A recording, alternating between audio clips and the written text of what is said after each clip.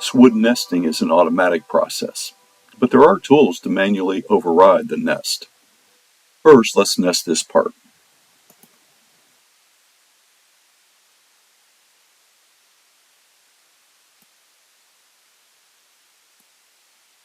I'll set the quantity to 7.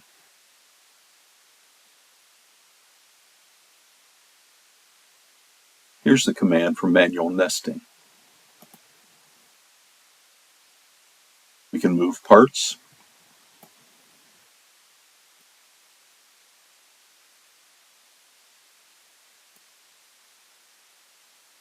we can use the automatic method of numbering, which is how we initially set it up in the nesting parameters, or we can number the parts manually.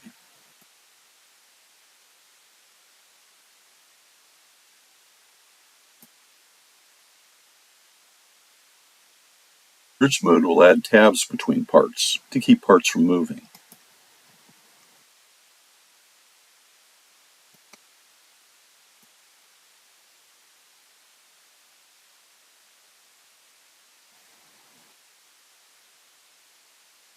We'll say OK and create the nest.